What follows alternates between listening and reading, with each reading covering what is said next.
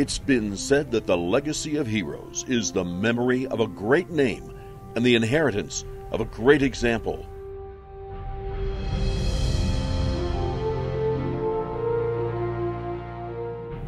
This is the story of two ordinary people who chose to live extraordinary lives.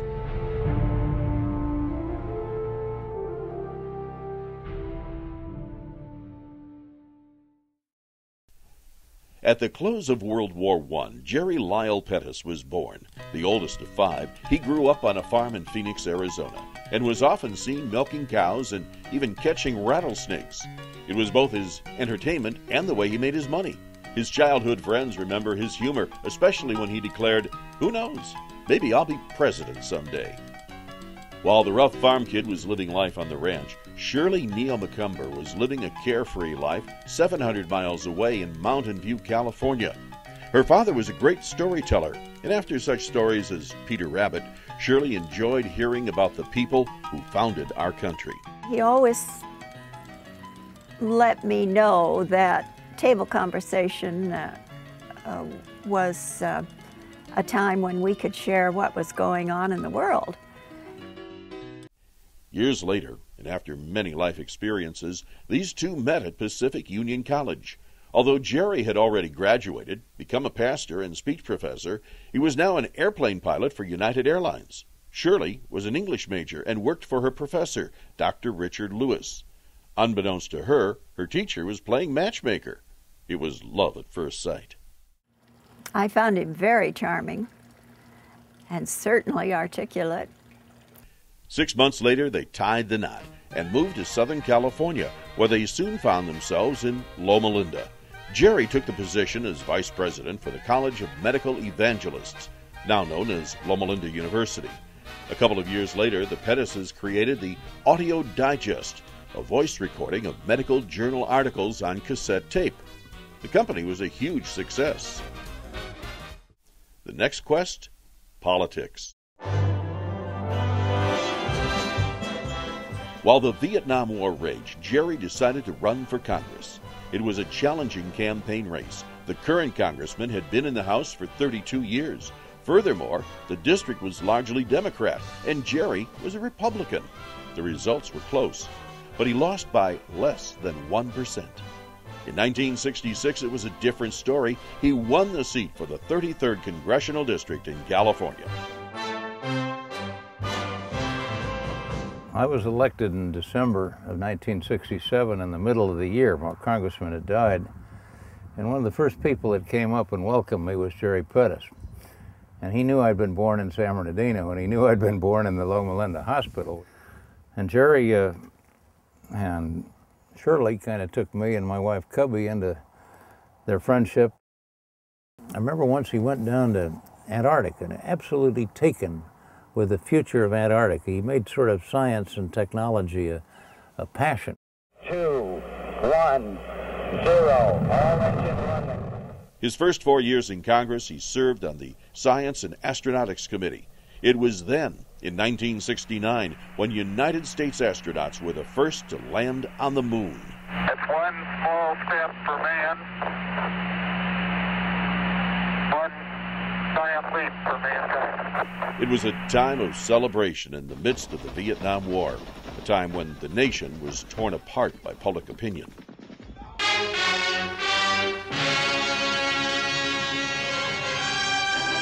Thousands of demonstrators opposed to the Vietnam War assembled in the nation's capital for a mass protest.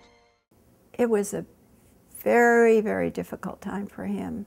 He had such feelings about that war, and he didn't feel it was right. But Jerry, throughout all of this controversy, was just kind of, I don't know, I'd call him sort of a beacon of light. He just, everybody could talk to him about any subject. He'd listen. He made good judgments. He was the perfect member of Congress. While Congressman Pettis worked with fascinating pieces of legislation, Shirley decided that the congressional wives needed someone to brief them about what their husbands were working on.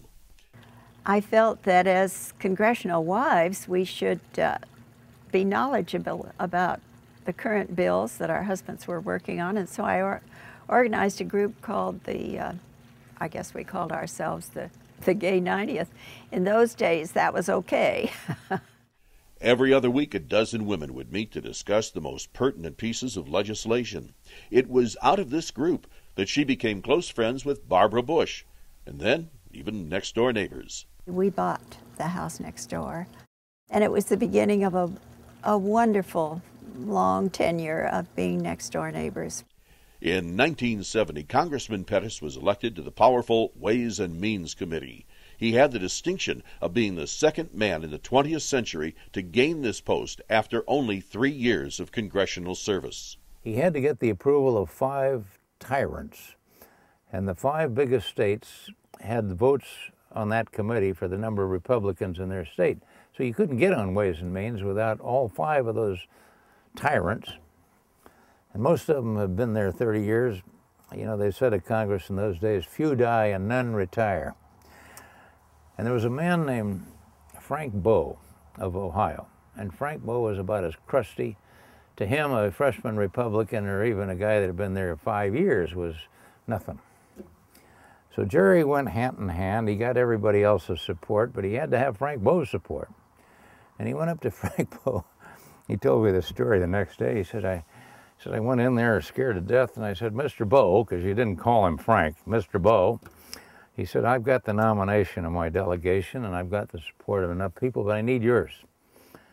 And Bowe looked at him, and he said, Pettis, I don't believe I've ever heard you make a floor speech. How long have you been here? Pettis said, 5 years, sir, and very humbly. And Bowe says, you've been here for 5 years, you never made a speech in the House? And Jerry said, yes, sir. I like that, Pettis. I'll put you on the committee. And that's, you know, that was, to get on the Ways and Means after 5 years was like ascending to heaven. After joining the committee, Congressman Pettis helped author many laws, including comprehensive welfare reforms, new trade agreements, and Social Security increases. On a local level, his efforts built a VA hospital in Loma Linda to replace the one destroyed in Sylmar during the 1971 San Fernando earthquake.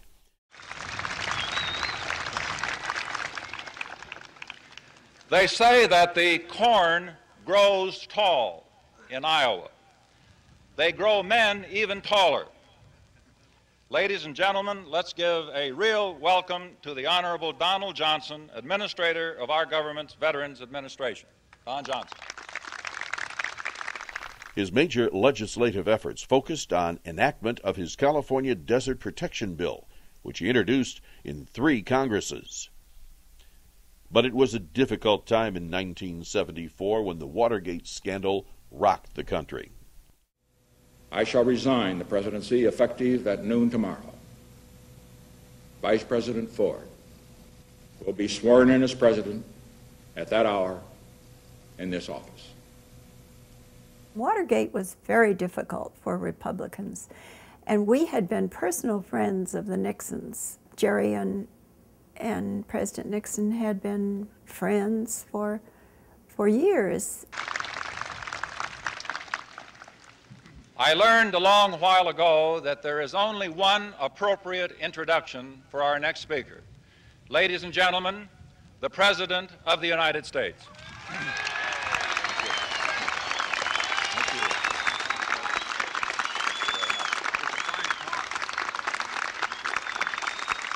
Thank you. In the 8 years that Congressman Pettis served his country, he was recognized by many. Christian Science Monitor honored him as outstanding congressman. He received the Watchdog of the Treasury Award for support of thrift in government spending, achieved a 100% National Security Index rating, and was given numerous commendations for service and leadership in Congress.